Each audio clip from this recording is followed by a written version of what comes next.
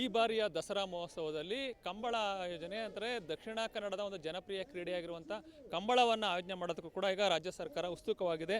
ಇದಕ್ಕೆ ಆರಂಭದಲ್ಲೇ ಮೈಸೂರಿನಲ್ಲಿ ವ್ಯಾಪಕವಾದ ಒಂದು ವಿರೋಧ ವ್ಯಕ್ತವಾಗ್ತದೆ ಅಂತ ಹೇಳ್ಬೋದು.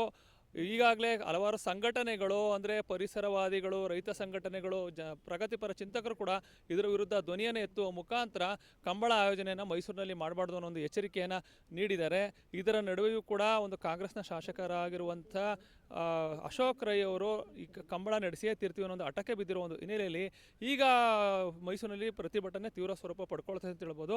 ಇದೇ ಒಂದು ಕಾರಣದಿಂದ ಮೈಸೂರಿನಲ್ಲೇ ಕಂಬಳಕ್ಕೆ ಆಯೋಜನೆ ಮಾಡೋಕ್ಕೆ ಸ್ಥಳವನ್ನು ನಿಗದಿ ಮಾಡಿರುವಂಥ ಸಾತ್ಗಳ್ಳಿಯ ಒಂದು ರಿಂಗ್ ರಸ್ತೆಯಲ್ಲಿರುವಂಥ ಸ್ಥಳದಿಂದಲೇ ಈಗ ಇವತ್ತು ಪ್ರತಿಭಟನೆಯನ್ನು ಮಾಡಿದ್ದಾರೆ.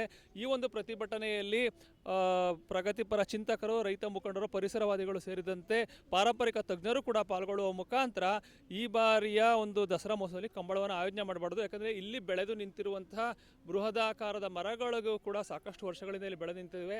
ಇಲ್ಲಿ ಪ್ರಮುಖವಾಗಿ ಜಾಲಿ ಮರಗಳಿದ್ದಾವೆ, ಹೊಂಗೆ ಮರ ಇದೆ, ಅದೇ ರೀತಿ ಬೇರೆ ಬೇರೆಯ ಜಾತಿಯ ವಿವಿಧ ಮರಗಳು ಇಲ್ಲಿರೋದ್ರಿಂದ ಅವುಗಳನ್ನ ಯಾವುದೇ ಕಾರಣಕ್ಕೂ ಕಡಿಬಾರ್ದು. ಇದರಿಂದ ಪರಿಸರ ಅಸಮತೋಲನ ಉಂಟಾಗ್ತದೆ ಅಂತ ಅನ್ನೋ ಮಾತನ್ನು ಹೇಳ್ತಿದ್ದಾರೆ.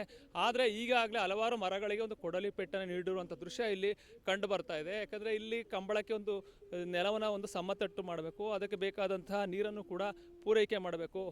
ಆದರೆ ಇಲ್ಲಿ ಅದಕ್ಕೆ ಬೇಕಾದಂಥ ನೀರಿನ ಪೂರೈಕೆ ಈ ಬಾರಿ ಲಭ್ಯ ಆಗೋದು ಕಷ್ಟ. ಯಾಕೆ ಅಂತಂದರೆ ಈ ಬಾರಿ ರಾಜ್ಯಾದ್ಯಂತ ಬರಗಾಲ ಒಂದು ಪರಿಸ್ಥಿತಿ ಕಂಡು ಬರ್ತಾ ಇರೋ ಒಂದು ಹಿನ್ನೆಲೆಯಲ್ಲಿ ಕಂಬಳಕ್ಕೆ ಅಗತ್ಯವಾದಂತಹ ನೀರನ್ನು ಅನಗತ್ಯವಾಗಿ ಪೋಲು ಮಾಡೋದ್ರಿಂದ ಅದು ಸಾಕಷ್ಟು ರೀತಿ ಪರಿಣಾಮವನ್ನು ಬೀರುತ್ತೆ ಅನ್ನೋದು ಕೂಡ ಒಂದು ಹೋರಾಟಗಾರರ ಮಾತಾಗಿದೆ ಅಂತ ಹೇಳ್ಬೋದು. ಇದೇ ಒಂದು ಕಾರಣದಿಂದಾಗಿ ಅದೇ ನಿಗದಿತ ಕಂಬಳವನ್ನು ಆಯೋಜನೆ ಮಾಡೋಕ್ಕೆ ನಿಗದಿ ಮಾಡಿರುವಂಥ ಸ್ಥಳದಲ್ಲೇ ಒಂದು ಪ್ರತಿಭಟನೆ ಮಾಡುವ ಮುಖಾಂತರ ಹೋರಾಟಗಾರರು ಕಂಬಳಕ್ಕೆ ತಮ್ಮ ವಿರೋಧವನ್ನು ವ್ಯಕ್ತಪಡಿಸಿದ್ದು, ಯಾವುದೇ ಕಾರಣಕ್ಕೂ ಮೈಸೂರಿನಲ್ಲಿ ಕಂಬಳವನ್ನು ಆಯೋಜನೆ ಮಾಡಬಾರ್ದು ಅನ್ನೋ ಒಂದು ಎಚ್ಚರಿಕೆಯನ್ನು ನೀಡಿದ್ದಾರೆ.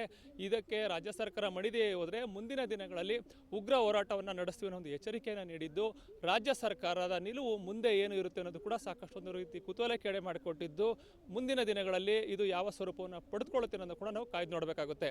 ಕ್ಯಾಮ್ರಾ ಪರ್ಸನ್ ಅರ್ಜುನ್ ಜೊತೆ ರಂಗಸ್ವಾಮಿ, ಪ್ರತಿನಿಧಿ ನ್ಯೂಸ್, ಮೈಸೂರು.